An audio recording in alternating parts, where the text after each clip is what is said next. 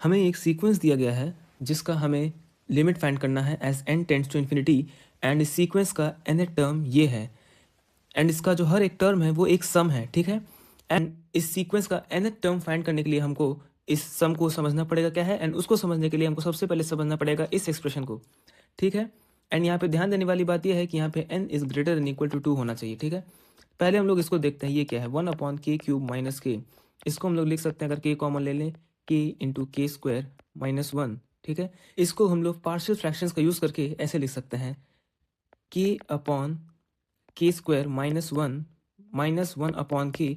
ये हो गया हमारे पास k/k² - 1/k।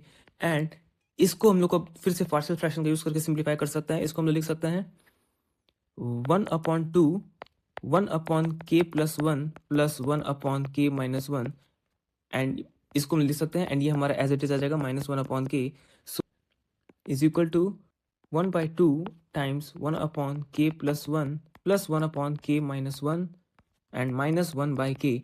एंड हमारा nth टर्म क्या हो गया सीक्वेंस का, nth टर्म हो जाएगा summation k is equal to 2 से लेके n तक -1/k + 1/2 टाइम्स 1/k+1 + 1/k - 1। ये हमारा nth टर्म हो गया, एंड अब हमें इसे सिंप्लीफाई करना है, ओके। एंड ये क्या हो जाएगा, ये हो जाएगा is equal to minus summation k is equal to 2 to n 1/k plus 1/2, and in bracket summation k is equal to 2 to n 1/k plus 1, and plus summation k is equal to 2 to n 1/k minus 1।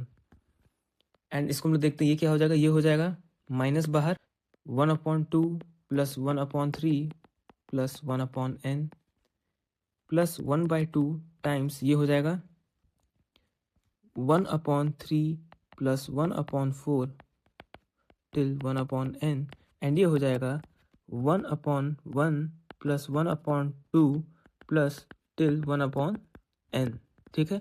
ये हमारे पास आ गया।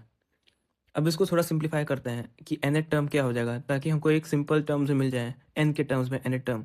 सो an is equal to हो जाएगा, अगर हम लोग ध्यान से देखें, so an is equal to हो जाएगा -1/2 + 1/3 + 1/n एंड प्लस 1/2 टाइम्स।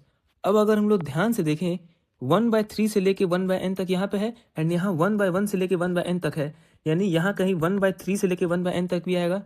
तो ये पार्ट एंड ये इसमें कॉमन है, तो अब हम लोग इसको कैसे लिख सकते हैं, एंड ये 2 टाइम्स है, तो ये क्या हो जाएगा, एक बार इसको यहाँ पे लिख देता हूँ, ये हो जाएगा, एंड ये बस अलग से है, ये एक्स्ट्रा टर्म है इसमें, तो ये हो जाएगा 1 + 1/2 यहाँ पे, एंड प्लस ये पूरा, एंड यहाँ से लेके ये सेम है, तो ये 2 टाइम्स है, तो 2 टाइम्स 1/3 + 1/4 till + 1/n, ठीक है, ये हो गया। अब इसको हम लोग ब्रैकेट खोलते हैं, ठीक है।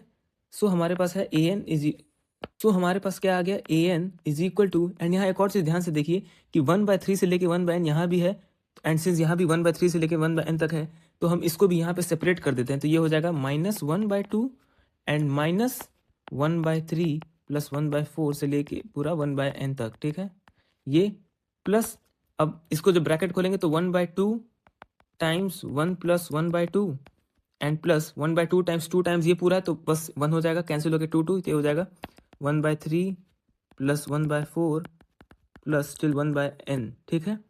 अब ये माइनस है एंड ये पूरा प्लस है, तो ये पूरा कैंसिल हो जाएगा, ठीक है। हम लोग कैंसिल कर सकते हैं क्योंकि ये फाइनाइट टर्म्स है, तो हम लोग इसको कैंसिल कर सकते हैं, and an is equal to हो जाएगा -1/2 + 1/2 and 1/2 times 1/2 plus 1/4 which is equal to 1/4, क्योंकि 1 ये कैंसिल हो जाएगा। इसका मतलब an is equal to 1/4, and अब हमें फाइंड क्या करना है, अब हमें फाइंड करना है limit n tends to infinity an which is equal to limit n tends to infinity 1/4, and since this is constant sequence which is equal to 1, which is equal to हो जाएगा 1/4, क्योंकि ये constant sequence है। therefore ये जो पूरा complicated looking sequence था, इसका लिमिट हो जाएगा 1/4। आई होप कि आपको ये वीडियो अच्छे से समझ में आया, एंड अगर आपको कोई डाउट है तो आप मुझसे कमेंट में पूछ सकते हैं। Thank you.